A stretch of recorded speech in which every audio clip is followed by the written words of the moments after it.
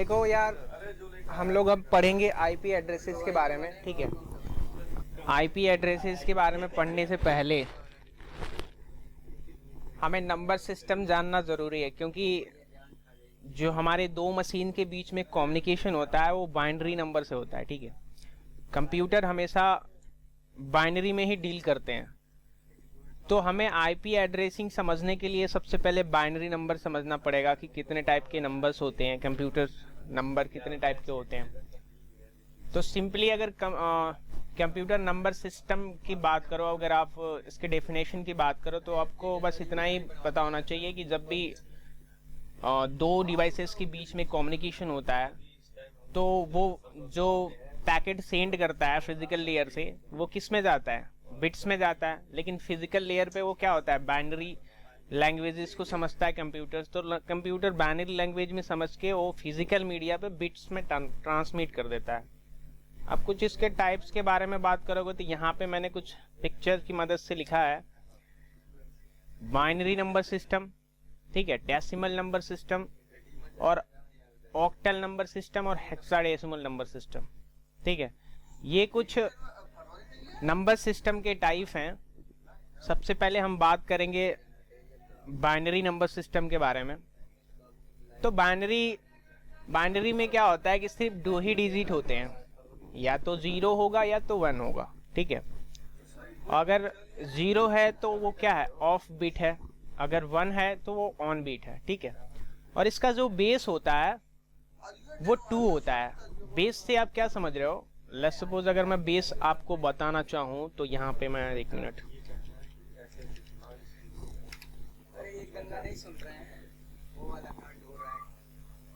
देखो, मैं कोई भी एक बाइनरी लैंग्वेज ले लेता हूँ।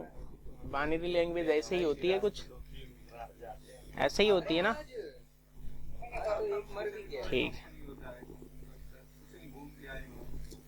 तो इसका जो बेस मैंने बताया था कि बेस क्या होता है, तो देखो बेस 2 होगा, ये होगा जी, मतलब ब्रेकेट के आगे वाली जो आप देखोगे तो उसमें लिखा हुआ है, इसमें क्या होता है कि इलेक्ट्रॉनिक पल्स बनते हैं, ठीक है। और ये भी अगर एक तरीके से कहा जाए एब्सेंस और प्रेजेंस, मैंने बताया था कि जो 0 होता है वो ऑफ बीट होता है। अगर मतलब बाइनरी नंबर में कहीं 0 है तो वो क्या है, ऑफ को रिप्रेजेंट करता है, मतलब बीट ऑफ है। अगर 1 है तो बीट ऑन है। उसको एक और तरीके से भी बोल सकते हो, एब्सेंस के नाम से जानते हैं 0 जो है, और 1 को प्रेजेंट के नाम से जानते हैं। अगर आपको 4 बीट्स कहीं दिखने को मिल रहा है, क्योंकि अगर आप कन्वर्ट करोगे एक ऑक्टेट में कितने, मतलब अगर अगर आप आईपी एड्रेस की बात कर लो तो आईपी एड्रेस हमारा कितने बीट का होता है, 32 बीट का होता है, और उसमें 4 ऑक्टेट होते हैं, ठीक है। हर एक ऑक्टेट में 8, हाँ बोलो। 64 बीट नहीं अप्लाई होता है? नहीं, वो 32 ही बीट है, मैं बता रहा हूँ क्यों है 32 बीट। एक्चुअली हर एक ऑक्टेट में कितने कितने बीट होते हैं, 8 बीट होते हैं, ठीक है। हर एक ऑक्टेट में 8 बीट होते हैं। अगर किसी ऑक्टेट में कितने 4 बीट हैं तो उसे क्या बोलते हैं, निबल बोलते हैं, ठीक है। अगर 8 बीट है तो, अगर मतलब 8 बीट है तो 1 बाइट बोलेंगे। अगर 8 बीट है, जैसे 1 2 3 4 5 6 7 8, तो उसको 1 बाइट बोलते हैं, ठीक है। और मैंने बताया था कि इसका बेस क्या होता है, 2 होता है। ये जैसे देख रहे हो आप, फॉर एग्जांपल में मैंने कुछ लिया हुआ है, ये सारे क्या है, ब्रैकेट में जितने भी ये सारे बाइनरी नंबर हैं, और इनके बेस क्या है, 2। क्यों बेस 2 है, क्योंकि ये दो ही डिजिट को फॉलो करते हैं, 0 और 1।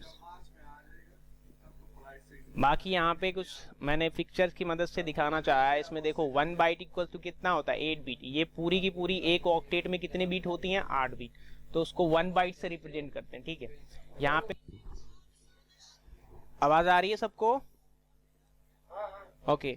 तो यहाँ पे देखो, मैंने पिक्चर की मदद से समझाना चाह रहा हूँ कि यहाँ पे देख रहे हो आप, एक ऑक्टेट में कितने बीट ऑन, इसमें कितने बीट हैं, 8 बीट हैं, और इसमें 1 क्या है, ऑन है, 0 ऑफ है, 1 ऑन है, 0 ऑफ है। तो मतलब इस तरीके से अभी जब आप binary to decimal, decimal to binary convert करोगे ना, तो आपको ऑफ और ऑन का मतलब समझ में आ जाएगा।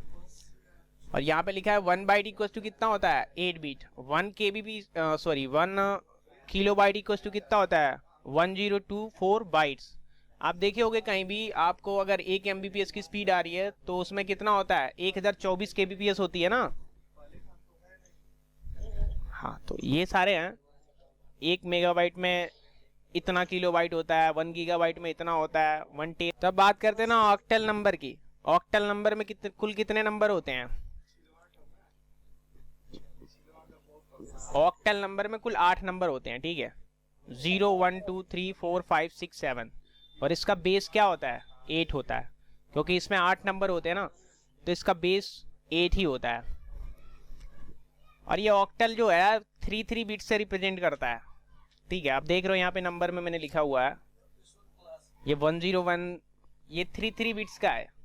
मतलब कि अगर ऑक्टल को आप कन्वर्ट करोगे तो वो 3 बिट से रिप्रेजेंट करेगा। मैं अभी बताऊंगा कन्वर्ट करोगे तो कैसे 3 लेते हैं, और हेक्साडेसिमल में आप कैसे 4 लोगे। डेसिमल देख लो, this is number system has 10 digit, मतलब कि 0 से लेके 9 तक होता है, और इसका बेस जो होता है वो 10 होता है। ये मैथमेटिक्स स्टूडेंट वाले बहुत अच्छे से जानते होंगे। इसमें जो मैक्सिमम मिनिमम वैल्यू जो होती है वो 0 होती है, और मैक्सिमम वैल्यू कितनी हो सकती है? 9 हो सकती है।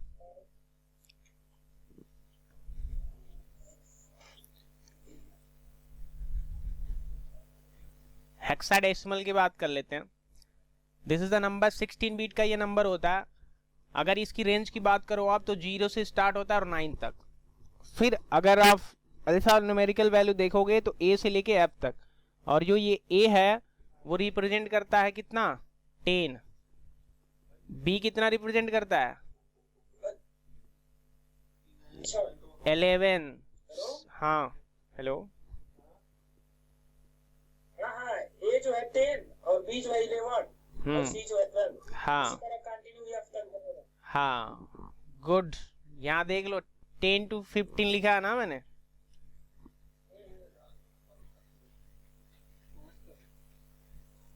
अब कन्वर्जन के बारे में बात कर लेते हैं। अगर आप डेसिमल से बाइनरी कन्वर्जन कर रहे हो तो आप कैसे करोगे? यहाँ पे अगर मैं बताऊँ आपको, एक ही बता दे रहा हूँ, बाकी आप कर लेना, यूट्यूब पे पड़े हैं वीडियो बहुत सारे, ढूंढोगे तो मिल जाएगा।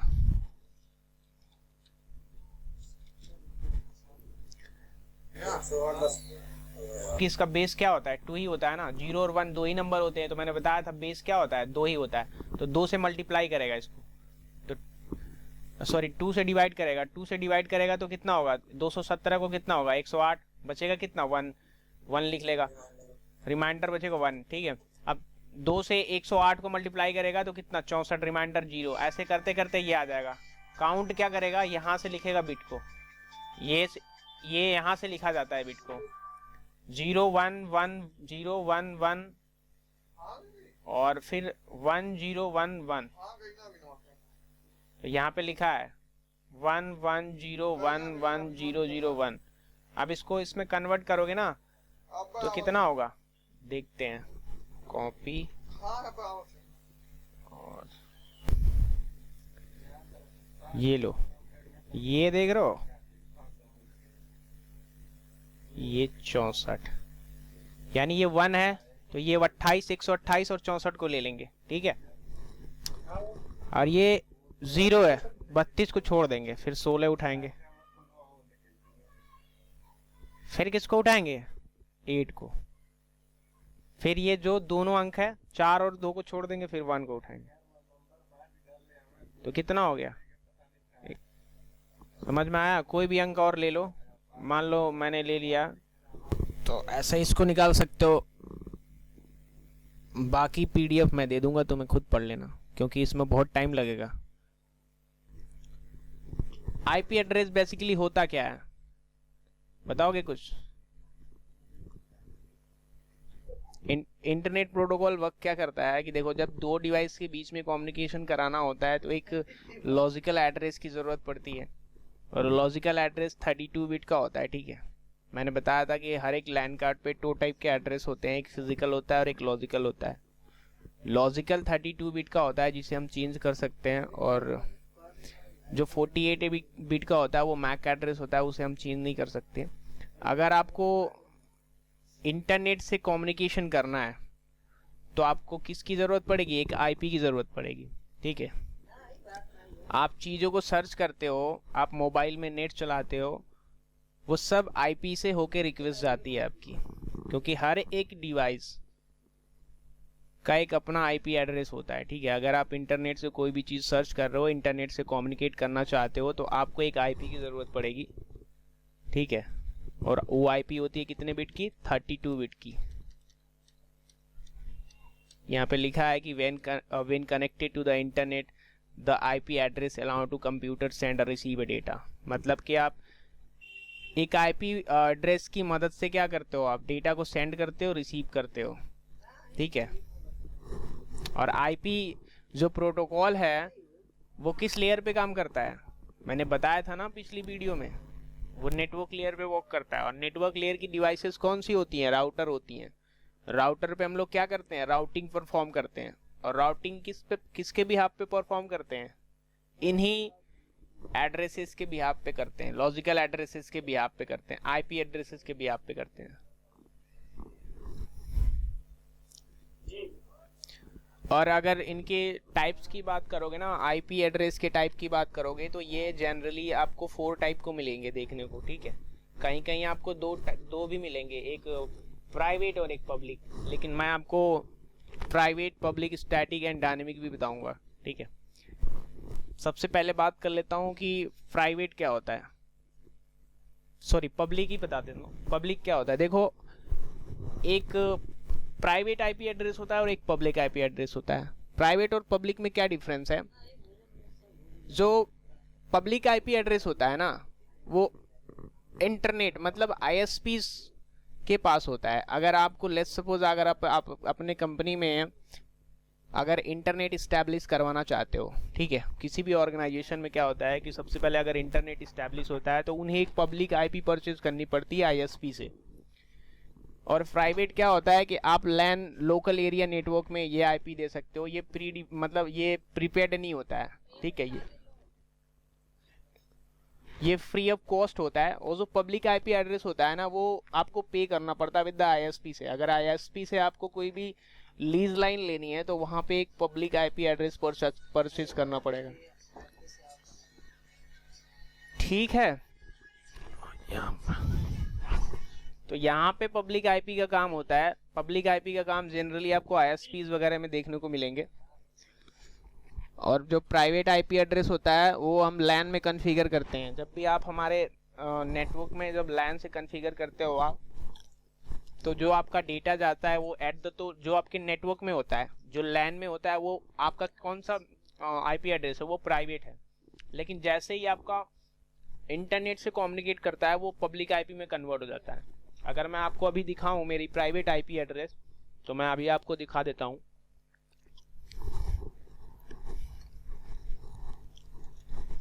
जो लैन में होता है, क्योंकि हमें ये फ्री ऑफ मिलता है, तो हम अपने लोकल एरिया नेटवर्क में कंप्यूटर्स को एक दूसरे से कम्युनिकेट कराने के लिए हम किस आईपी की मदद लेते हैं, प्राइवेट आईपी की। लेकिन अगर हमें इंटरनेट पे जाना हो तो हमें एक पब्लिक आईपी की ज़रूरत पड़ती है।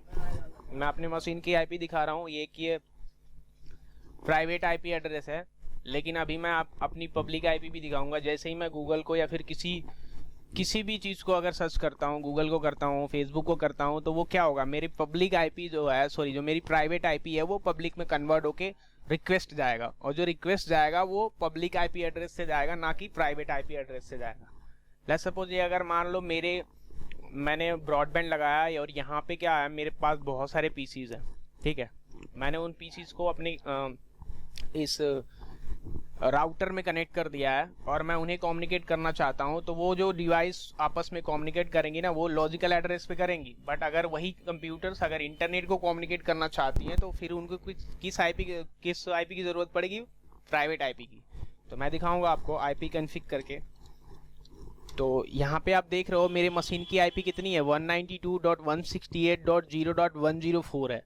ठीक है, अब मैं आपको दिखाऊंगा मेरी पब्लिक आईपी एड्रेस। मेरा जो पब्लिक आईपी एड्रेस है जो मुझे आईएसपी ने दिया हुआ है, वो क्या है। अरे यार, यहाँ पे आप लिखोगे ना what is my IP address तो दिखा देगा।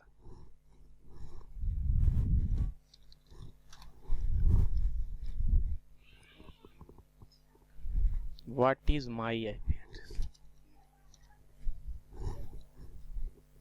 ये मैंने क्या लिख दिया,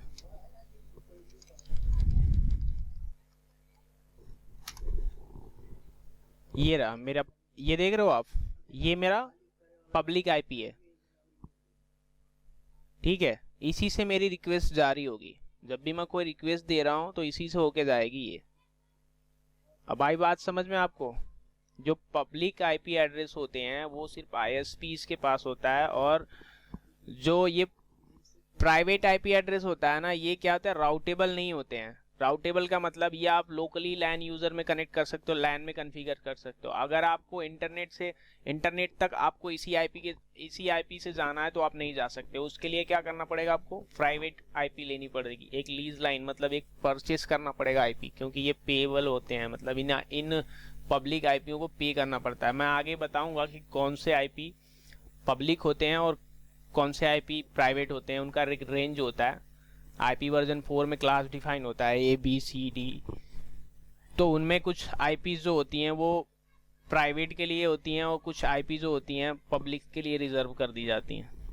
तो आगने वाले समय में आप पढ़ोगे, इसके नेक्स्ट बात पढ़ोगे आप आईपी वर्जन 4। तो अब पब्लिक और प्राइवेट में आपको जनरली फर्क समझ में आ गया होगा, आई होप। अब स्टैटिक एंड डायनेमिक की बात करते हैं। तो देखो यार, स्टैटिक क्या होता है कि जब हम मैनुअल कॉन्फ़िगर करते हैं किसी भी मशीन पे, अगर आप क्या करते हो, मैनुअली कोई आईपी कॉन्फ़िगर कर देते हो तो वो स्टैटिकली करते हो। डायनेमिक क्या होता है कि ऑटोमेटिक आईपी मिल जाती है आपको। आप क्या करते हो कि कभी देखते हो कि आप अपने मशीन में या फिर किसी से हॉटस्पॉट लेते हो तो क्या करते हो, जनरली आपको क्या मिल जाता है, एक ऑटोमेटिकली आईपी एड्रेस मिल जाती है ना, तो वो एक डायनेमिक आईपी एड्रेस प्रोवाइड कर लेता है। जैसे मान लो आप अपने लैपटॉप में क्या कर रहे हो, किसी फ़ोन से अगर वाईफाई हॉटस्पॉट ऑन करके आप कनेक्ट करना चाहते हो तो आप देखना आपको एक डायनेमिक आईपी मिल जाएगी, आपको आईपी कॉन्फ़िगर करने की ज़रूरत नहीं पड़ेगी। अगर आप आईपी कॉन्फ़िगर करना चाहते हो तो आपको क्या करना पड़ेगा, मैनुअली आईपी कॉन्फ़िगर कर सकते हो, वो चेंज नहीं होता है।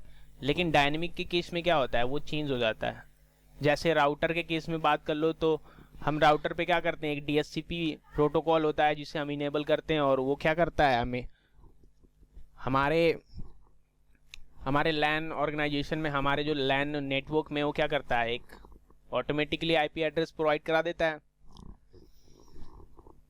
तो ये हैं हमारे कुछ आईपी के types, public, private and static and dynamic.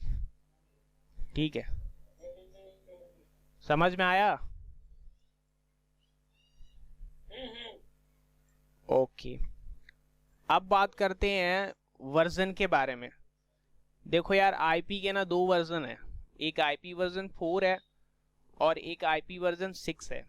जो आईपी वर्जन 4 है ना, वो दिखने में कुछ ऐसा ही होता है, ठीक है। आईपी वर्जन 4 दिखने में कुछ ऐसा ही होता है, और ये फर्स्ट वर्जन होता है, मतलब कि सबसे पहले जो आईपी आई थी वो आईपी वर्जन 4 ही आई थी। आईपी वर्जन 4 के बाद आईपी वर्जन 6 आई है। क्यों आई है अभी बता रहा हूँ मैं आपको। और इसे डेवलप जो किया था, आईपी वर्जन 4 को जो डेवलप किया था, वो ARPANET नहीं किया था, 1983 में। पिछले वीडियो में मैंने ये भी आपको बताया था कि जो TCP आई थी वो 1983 में ही आई थी।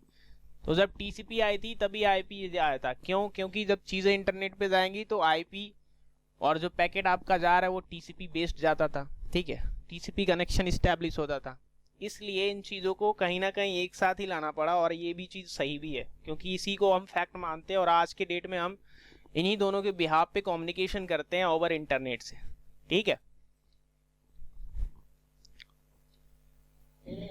बाकी ये 32 बिट का एड्रेस होता है, ठीक है, और अप्रोक्सीमेटली मान के चलो कि आज के जो नेटवर्क है ना, वो 94% जो नेटवर्क है वो आईपी वर्जन 4 ही यूज़ कर रहे हैं अभी फ़िलहाल के डेट में। अगर और इसके बारे में बात करें तो ये रिसेंट वर्जन है, मतलब एडवांस वर्जन है।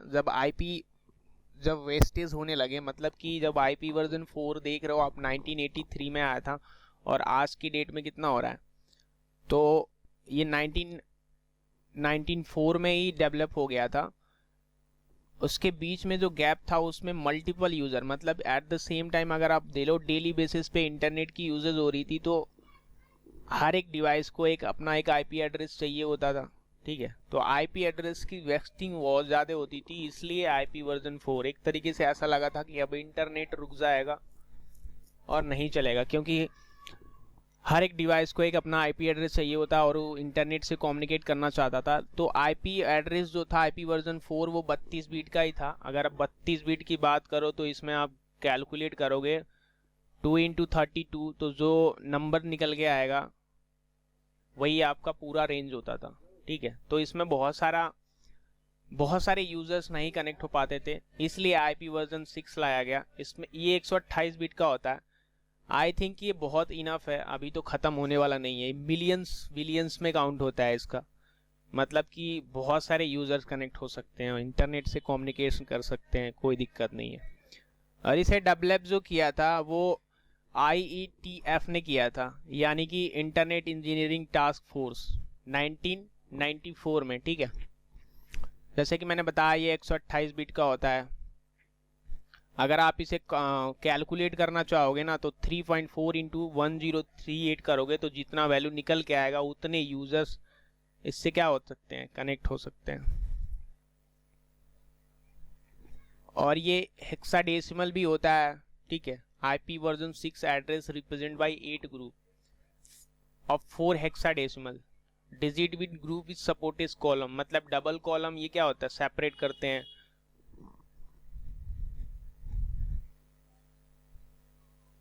अब यार आईपी एड्रेस के ना क्लासिफिकेशन के बारे में बात कर लेते हैं कि आईपी एड्रेस के क्लासिफिकेशन क्या होते हैं। यूनिकास्ट, ठीक है, ब्रॉडकास्ट, मल्टीकास्ट, एनीकास्ट, ये होते हैं 4 टाइप के होते हैं। फर्स्ट होता है जो यूनिकास्ट, उसके बारे में जानते हैं। यूनिकास्ट जो होता है वो आपका जनरली सिंगल टाइम कम्युनिकेशन होता है, कि मतलब आप एक समय पे डेटा सेंड कर सकते हो और रिसीव कर सकते हो। जनरली आप जो कम्युनिकेशन करते हो क्या करते हो, यूनिकास्ट ही करते हो। आप अगर लैन ऑर्गेनाइजेशन में कनेक्ट हो और आप एक पीसी से दूसरे पीसी पे कम्युनिकेट करना चाहते हो तो आप क्या करते हो, लैन से कनेक्ट होके एक मशीन से दूसरी मशीन को कम्युनिकेट करना चाहते हो, सिंपली पिंग करते हो तो कम्युनिकेट हो जाते हो। वो यूनिकास्ट ट्रैफिक जनरेट करता है, ठीक है। वो जो भी कम्युनिकेशन आप कर रहे हो यूनिकास्ट होके जाता है। और यूनिकास्ट जो होता है कि अगर आप eight the same time data receive भी कर सकते हो, सेंड भी कर सकते हो, बट ये दिक्कत है कि आप सिंगल यूजर को ही at the same time connect कर पाओगे, मल्टीपल यूजर को नहीं। कि मतलब अगर मुझे एक पीसी से कम्युनिकेट करना है तो मैं उसी से कर सकता हूँ, एट द सेम टाइम मैं एक और पीसी से कम्युनिकेट नहीं कर सकता। अगर आप मल्टीकास्ट के बारे में बात करो तो इसमें क्या होता है, सॉरी ब्रॉडकास्टिंग पहले पढ़ लेते हैं फिर मल्टीकास्टिंग पढ़ेंगे। ब्रॉडकास्टिंग में क्या होता है कि 1 to many होता है। आप देखते हो कि कभी कभी कंपनी में क्या होता है कि ब्रॉडकास्टिंग हो जाती है। ब्रॉडकास्टिंग मतलब कि एक ब्रॉडकास्ट का एड्रेस होता है, जब आईपी एड्रेस पढ़ोगे तो ये ब्रॉडकास्टिंग का एड्रेस होता है। इस पे अगर ये हम डेस्टिनेशन आईपी एड्रेस लगा के कोई भी पैकेट सेंड करते हैं तो नेटवर्क में जितने भी पीसीज होंगे ऑल ओवर सबके पास ये मैसेजेस डिलीवर हो जाएगा, ठीक है। कि अगर लेट्स सपोज मैं यहाँ से कोई पैकेट जनरेट कर रहा हूँ और जो डेस्टिनेशन आईपी एड्रेस है वो क्या कर रहा हूँ, मल्टीकास्ट कर देता हूँ। मल्टीकास्ट एड्रेस अगर लगा देता हूँ तो जो पैकेट जाएगा वो सबके पास पहुँच जाएगा, समझ रहे हो। और ये जो ब्रॉडकास्टिंग होती है वो सिर्फ और सिर्फ किस में होती है, आई थिंक आईपी वर्जन 4 में ही होती है। आईपी वर्जन 6 को सपोर्ट नहीं करता। इसमें दोनों होता है। यूनिकास्ट के केस में आईपी वर्जन 4 और आईपी वर्जन 6 दोनों सपोर्ट करते हैं। हाँ, ब्रॉडकास्टिंग समझ में आ गया ना कि आप ब्रॉडकास्टिंग से क्या कर सकते हो, कि मतलब एक सिस्टम से अगर आप लाइन में लगे, इंटरनेट में लगे हर एक पीसी से कम्युनिकेट करना चाहते हो तो आप क्या करोगे, एक ब्रॉडकास्टिंग करोगे, एक पैकेट जनरेट करोगे ब्रॉडकास्टिंग, और उसे क्या करोगे, नेटवर्क में स्प्लिट कर दोगे तो हर एक नेटवर्क में लगे हर एक डिवाइसेस के पास वो ऑटोमेटिकली क्या होगा, पहुंच जाएगा।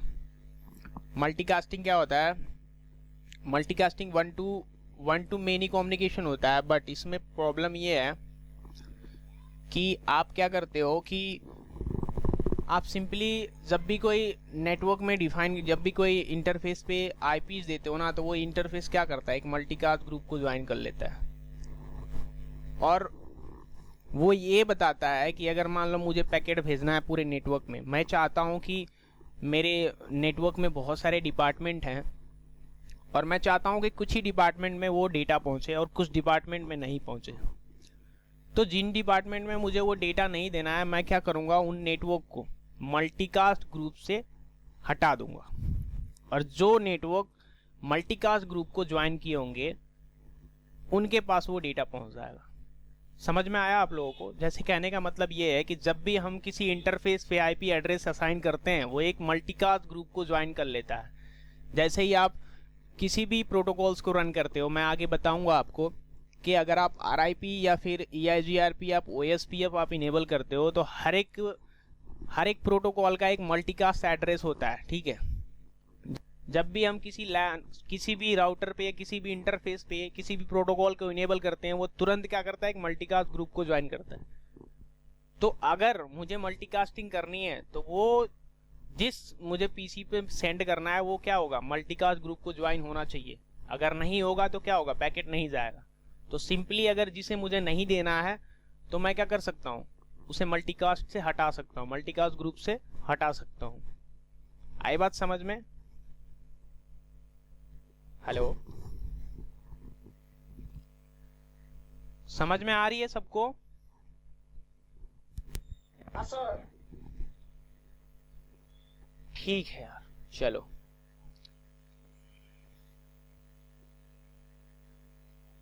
एनीकास्ट देखो क्या होता है। एनीकास्ट दोनों को सपोर्ट करता है, IP वर्जन 4 और IP वर्जन 6 दोनों में ही होता है। यहाँ पे लिखा है इन हाँ, नहीं आ रहा है? अच्छा ठीक है, चलो फिर से ट्राई करता हूँ यार। कहाँ से समझ में नहीं आ रहा है, बताओ। अच्छा,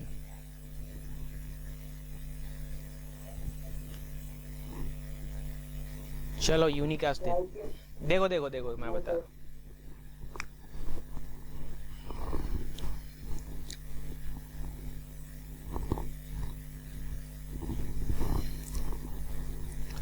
मैं थोड़ा सा समझाने की कोशिश कर रहा हूँ आप लोगों को।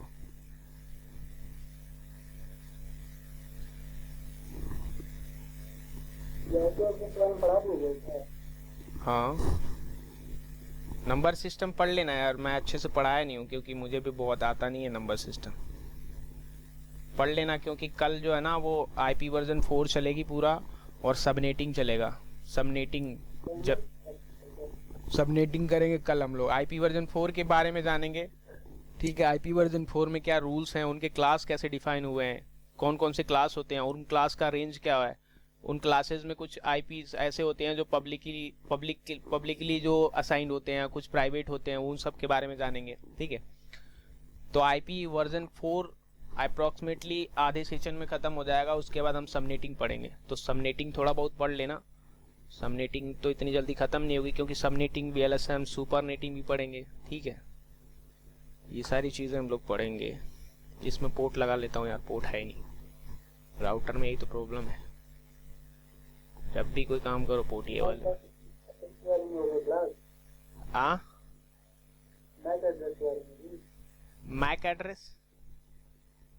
मैक एड्रेस तो मैंने बताया था ना उस दिन। मैक एड्रेस के बारे में अभी कहाँ कुछ बताया मैंने। मैक एड्रेस तो बस एक मैक एड्रेस मैंने बताया था कि वो एक बेस मैक एड्रेस होता है। कल की जो क्लास चली है ना, वो वीडियो पड़ा हुआ है, जाके देख लो भाई। कल वो SI लेयर पढ़ा था, सॉरी TCP/IP मॉडल पढ़े थे हम लोग। तो TCP/IP मॉडल के वीडियो पड़े हुए हैं वहाँ पे, जाके देख, YouTube पे पड़े हैं, जाके देख सकते हो।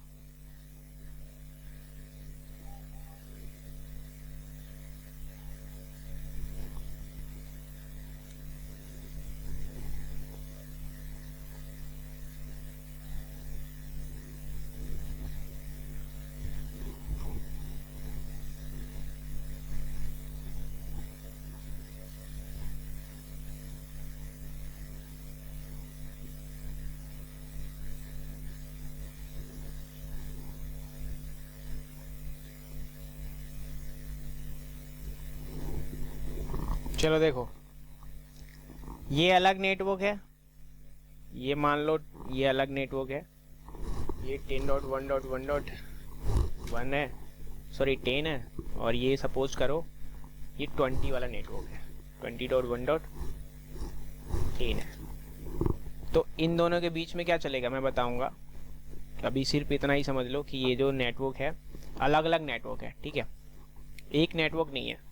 इस वाले लैन यूज़र के पास ये वाली इंफॉर्मेशन होगी, मतलब इस लैन यूज़र का जो गेटवे होगा वो ये इंटरफेस होगा, मानी ये आईपी एड्रेस जो राउटर पे हम लोग आईपी एड्रेस कॉन्फ़िगर करते हैं वो लैन इंटरफेस का क्या होता है, गेटवे होता है। तो अगर इन पीसीज को अगर इस नेटवर्क में लगे किसी भी कंप्यूटर से कम्युनिकेट करना है तो वो गेटवे की मदद से होके जाएंगे, मतलब ये पैकेट राउटर से होके जाएगा, जो भी इनका गेटवे होगा वहाँ से होके जाएगा। तो अब मैं बता रहा था आपको यूनिकास्ट के बारे में। तो देखो यार, यूनिकास्टिंग होती है कि आप अगर इस पीसी से इस पीसी को कम्युनिकेट करना चाहते हो तो आप क्या करोगे, सिंपली क्या करोगे, यहाँ से करोगे पिंग, मतलब इस आईपी का ये तो सोर्स है, सोर्स आईपी क्या रखोगे खुद का, लेट्स सपोज इसका आईपी है, इसी नेटवर्क में आईपी रहेगा, तो इसका आईपी मान के चलो 10.1.1.2 है, ठीक है, और इसकी आईपी कितनी है 20.1.1.1 है, ठीक है। तो अब ये हो गया, मान लो ये मशीन अब इस मशीन को कम्युनिकेट करना चाहती है तो क्या करेगी, सोर्स आईपी एड्रेस यही रखेगी और डेस्टिनेशन आईपी एड्रेस ये रखेगी, ठीक है।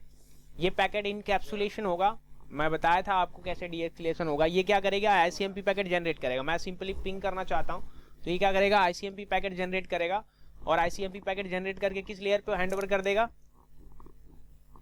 किस लेयर पे हैंड ओवर कर देगा, आईपी।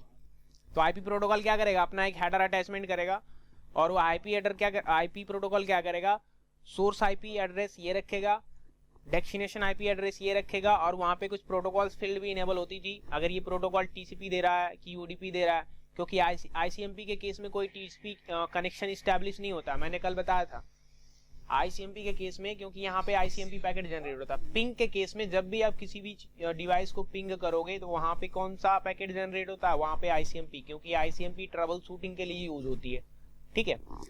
तो अब मैं क्या कर रहा हूँ, इस मशीन से इस मशीन को पिंग कर रहा हूँ, एक आईसीएमपी पैकेट जनरेट होगा, उसके बाद कौन सी लेयर पे आएगा, आईपी लेयर 3 पे आएगा। लेयर 3 पे कौन सा प्रोटोकॉल वर्क करता है, आईपी प्रोटोकॉल। अब आईपी प्रोटोकॉल को ये डेटा मिलेगा, वो क्या करेगा, कुछ एक्स्ट्रा इंफॉर्मेशन ऐड करेगा, हेडर ऐड करेगा, और इसमें क्या करेगा, सोर्स आईपी एड्रेस और डेस्टिनेशन आईपी एड्रेस ये रखेगा, सोर्स में ये रखेगा, डेस्टिनेशन में ये रखेगा, ठीक है। अब वो क्या करेगा कि लेयर 2 पे डेटा वो पैकेट इनकैप्सुलेशन करके लेयर 2 पे देगा, लेयर 2 पे आरपा प्रोटोकॉल रन करता है। आरपा प्रोटोकॉल क्या करेगा, उसमें अपना हेडर अटैचमेंट करेगा, source MAC address, let's suppose इसका मैक एड्रेस भी होगा, इसके ये फिजिकल इंटरफेस पे आईपी एड्रेस के साथ साथ मैक एड्रेस भी होते हैं ना, तो मैं मैक एड्रेस इसका मान के चलता हूँ क्या 0A मान लेता हूँ, ठीक है,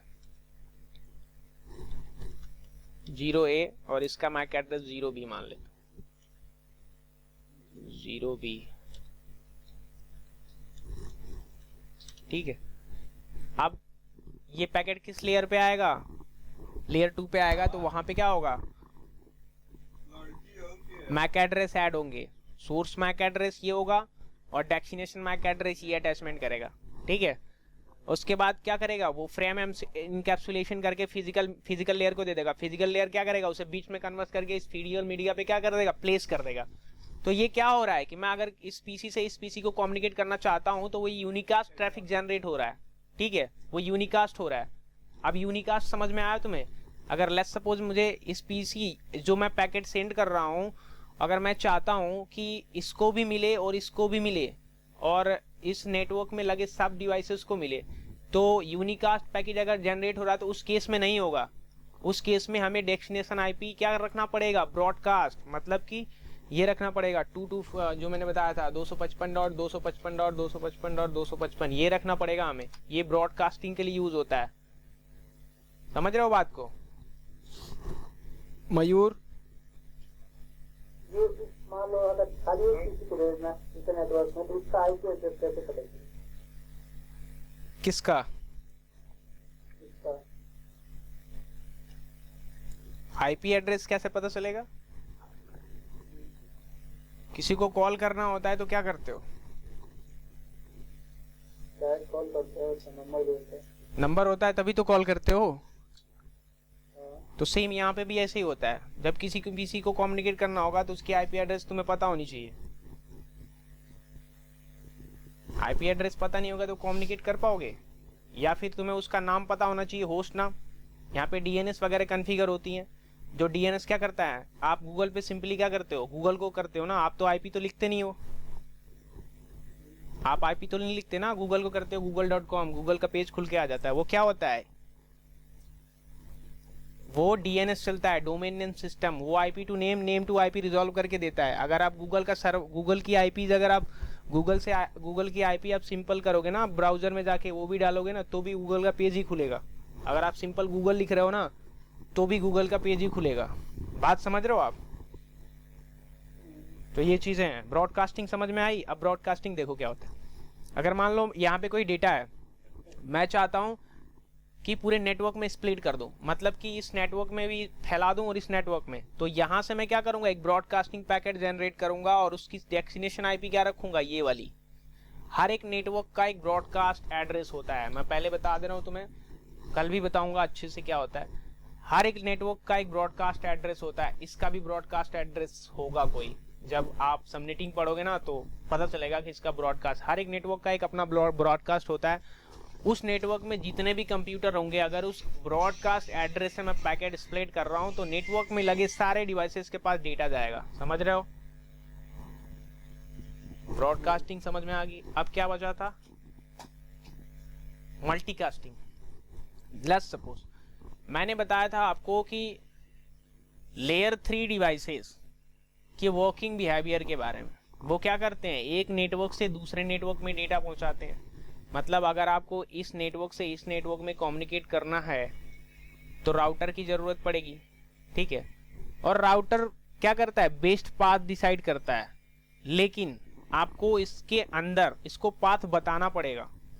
इसको पाथ बताना पड़ेगा कि भैया मुझे यहाँ जाना है तो ये वाला रास्ता होगा। तो ये क्या करेगा, अपना एक टेबल जनरेट करता है जिसको राउटिंग टेबल बोलते हैं। उस राउटिंग टेबल में उस रूट की इंफॉर्मेशन को स्टोर करके रखता है, ठीक है। और जैसे कोई भी पीसी अगर किसी डिफरेंट नेटवर्क में कम्युनिकेट करना चाहती है तो वो क्या करेगा, सबसे पहले अपनी राउटिंग टेबल देखेगा और उसके बाद डिसीजन लेगा कि मुझे इस रास्ते से जाना है, ठीक है। तो यहाँ पे अगर आप स्टैटिक, या तो दो टाइप से यहाँ पे बता सकते हो रास्ते, या तो स्टैटिक बता सकते हो कि भैया मुझे यहाँ से यहाँ जाना है तो ये वाला रास्ता। एक डायनेमिक बता सकते हो। मतलब डायनेमिक का मतलब समझ रहे हो कि आप कोई एक सिंपल प्रोटोकॉल इनेबल कर रहे हो। मैं बताऊंगा राउटिंग प्रोटोकॉल के बारे में। एक राउटिंग प्रोटोकॉल इनेबल हुआ, जैसे सपोज EIGRP। जैसे ही EIGRP इनेबल करोगे, ये जो वाली पोर्ट है वो तुरंत एक क्या होगी, मल्टीकास्ट ग्रुप को ज्वाइन कर लेगी। और मल्टीकास्ट ग्रुप में ज्वाइन होने के बाद आप पैकेट अगर भेज रहे हो, मल्टीकास्टिंग कर रहे हो, तो जो जो इंटरफेस मल्टीकास्ट ग्रुप को ज्वाइन किया होगा वहां वहां वो पैकेट सेंड कर देगा।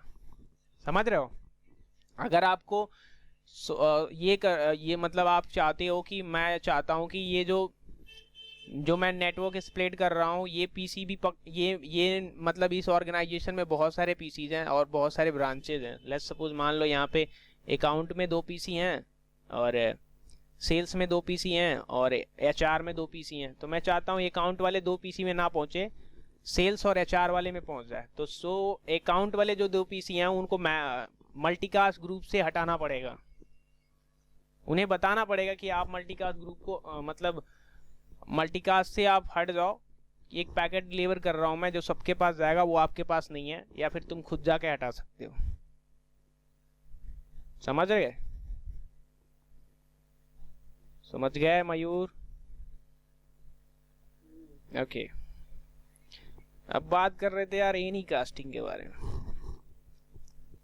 कहाँ गया?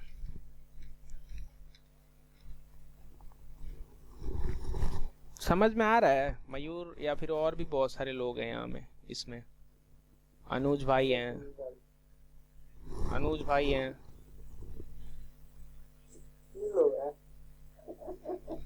अच्छा, अनुज अनुज नाम, अनुज भाई जो है उनको समझ में आ रहा है कि नहीं आ रहा आ रहा है भाई साहब, आ रहा है। है? अच्छा। जी सर। देखो यार, एनीकास्ट जो होता है ना, वो आईपी वर्जन 4 और आईपी वर्जन 6 दोनों में होता है। जनरली ये क्या करता है कि शॉर्टेज पास्ट फाइंड करने के लिए होता है। जनरली आपको यहाँ पे देखने को नहीं मिलेगा। ये बॉर्डर गेटवे प्रोटोकॉल मतलब बीजीपी में यूज होता है। बॉर्डर गेटवे प्रोटोकॉल दो डिफरेंट ओएस के बीच में, सॉरी, दो डिफरेंट एएस के बीच में अगर आपको कम्युनिकेशन करवाना है तो बीजीपी पढ़ना पड़ेगा आपको। बॉर्डर गेटवे प्रोटोकॉल बताएंगे ओएस क्या, एएस नंबर क्या होता है। अभी के लिए बस इतना जान लो कि एनीकास्ट जो होता है जनरली बीजीपी प्रोटोकॉल के लिए यूज होता है, ठीक है। और लोड बैलेंसिंग वगैरह परफॉर्म करने के लिए, डीएनएस डिस्ट्रीब्यूशन के लिए भी होता है, ठीक है। शॉर्टेज पास मतलब नज़दीक वाला रास्ता फाइंड करने के लिए कभी कभी एनीकास्टिंग की ज़रूरत पड़ती है। एनीकास्टिंग तुम्हारे इस टॉपिक में नहीं आएगा, ये थोड़ा सा एडवांस टॉपिक है। तो जब आप सारे प्रोटोकॉल्स पढ़ लोगे, मतलब कि EIGRP, OSPF, BGP, उसके बाद आता है, सॉरी BGP की बोल रहा हूँ, मतलब OSPF के बाद BGP आता है। तो BGP जब पढ़ोगे तब आपको एनीकास्टिंग पढ़नी पड़ेगी। तो अभी के लिए मैं इतना ही छोड़ रहा हूँ। बाकी यहाँ पे आप डिफरेंस कुछ देख लो। यहाँ पे मैंने लिखा है कि type of addresses, public IP जो होती है वो यहाँ पे लिखा है मैंने। ये public IP is address is an address which primary address associated with whole network. मतलब कि ये क्या होता है, पब्लिक आईपी जो होता है वो एक पेएबल होता है। मतलब इस आईपी को अगर आपको लेना है तो पे करना पड़ेगा। और ये ज़्यादातर इंटरनेट कम्युनिकेशन में आपकी मदद करती है। आप जो भी कोई भी चीज़ें आप इंटरनेट पे एक्सेस करते हो वो कौन सी आईपी से होके जाती है, वो पब्लिक ही आईपी से होके जाती है। और प्राइवेट आईपी क्या होती है, नॉन राउटेबल होते हैं, मतलब ये राउटिंग में यूज़ नहीं होते। आप अगर लैन नेटवर्क डिप्लॉय कर रहे हो अपने ऑर्गेनाइजेशन में, अगर उनके साथ आपको कम्युनिकेशन करना है, आपके लैन वाले नेटवर्क में कम्युनिकेशन करना है, तब तो पॉसिबल है, आप प्राइवेट आईपी एड्रेस से कम्युनिकेशन कर सकते हो। बट आप जैसे ही आप इंटरनेट पे जाओगे, चीज़ें इंटरनेट पे, जैसे ही आप किसी भी कोई भी पीसी इंटरनेट से कम्युनिकेट करेगी तो वहाँ पे उसको एक पब्लिक आईपी लेना पड़ेगा या फिर पब्लिक आईपी की ज़रूरत पड़ेगी। आपने देखा होगा जनरली हर एक कंपनी में, हर एक ऑफिसेज में एक आईएसपी से लीज लाइन लिया जाता है, ठीक है। तो जो लीज लाइन लेते हो, जो केबल आती है, उसमें एक पब्लिक आईपी एड्रेस भी परचेज करना पड़ता है, उसके हम पैसे पे करते हैं, ठीक है। बाकी मैंने डायनेमिक आपको बता ही दिया था कि जो ऑटोमेटिकली आईपी एड्रेस, मतलब कि अगर आप लेट्स सपोज आप वाईफाई कनेक्ट करते हो अपने पीसी में, तो आपको क्या मिलता है, एक ऑटोमेटिक आईपी एड्रेस मिल जाता है। वो चेंजेबल होता है, आप कभी भी चेंज कर सकते हो इसको, मतलब सॉरी आप नहीं कर सकते, वो हमेशा चेंज हो जाता है। लेकिन एक और भी आईपी एड्रेस होता है जो स्टैटिक होता है, उसको स्टैटिक कन्फिगर करते हो वो चेंज नहीं होता है। मैं अपने मशीन में सिंपली क्या करता हूँ, अगर मान लो मैंने कोई आईपी एड्रेस, क्योंकि मेरा जो राउटर है डीएचसीपी से इनेबल है, तो आज अगर कोई और आईपी पिक करेगा तो कल हो सकता है कोई और पिक करेगा। तो ये क्या है, डायनेमिक है। अगर मैं स्टैटिक कन्फिगर कर दूंगा वो रिजर्व हो जाएगा, वो आईपी मेरे लिए रिजर्व हो जाएगी।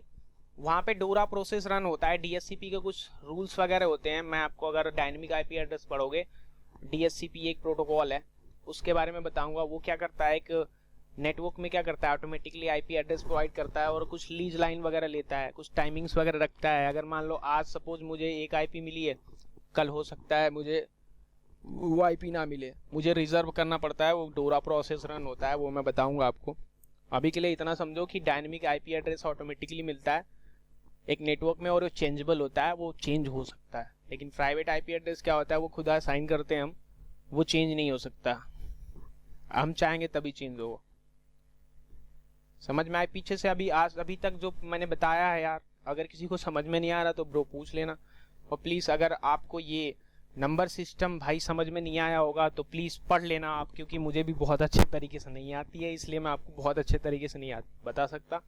बाकी ये आईपी एड्रेसेस से जहाँ से मैंने स्टार्ट किया, यहाँ के बीच से और जो जहाँ पे एंड कर रहा हूँ, इसके बीच में कुछ पूछना है तो आप बेझिझक पूछ सकते हो।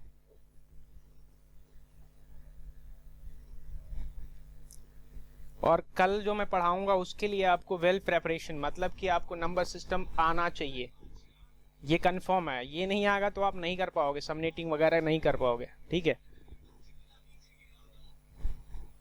सबको समझ में आ रहा है ना दोस्त? हाँ ठीक है भाई। तो बाइनरी नंबर थोड़ा आप लोग पढ़ लेना, नंबर सिस्टम थोड़ा बहुत, बहुत ज़्यादा नहीं, बहुत ज़्यादा की ज़रूरत नहीं है उसमें। और इसमें से कोई पूछना है तो बता दो, अभी पूछ लो।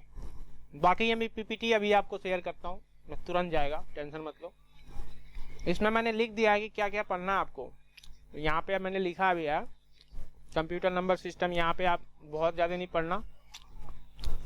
ये डेसिमल वाला छोड़ देना, आप बाइनरी पढ़ लेना, ऑक्टा पढ़ लेना, हेक्सा पढ़ लेना, 3 पढ़ लेना, इसको छोड़ दो। ये मैथमेटिक्स में यूज होता है, ये हम यूज भी नहीं करते इसको। ये 3 पढ़ लेना आप। और इसको चेंज कैसे करते हैं ये पढ़ लेना। बस 2 ही डिजिट का खेला होता है बाइनरी में, 0 और 1 का। बाकी तो सब मैंने लिखा हुआ है जो भी मेन टॉपिक है। आप थोड़ा यूट्यूब पे एक गुप्तगु कर लेना, मतलब यूट्यूब पे बहुत सारे वीडियो पड़े होंगे इसके रिगार्डिंग। ठीक है भाई, कुछ पूछना है किसी को, पिछला या फिर अभी के लिए? हाँ भाई, एक कल वाला ओएसआई जो पढ़ा रहे थे ना, उसका भी पीपीटी थोड़ा भेज ही देगा, जो आप सेग्रीगेट किए थे ना उसमें। हाँ ठीक है, मैं वो उसको भेज दूंगा। और वीडियो पढ़े आप, अगर आपके पास टाइम हो तो जाके देख लो। एक्चुअली वीडियो फिर टाइम थोड़ा ऑफिस भी होता है। हाँ ओके। तो कभी कभी फुर्सत नहीं होती।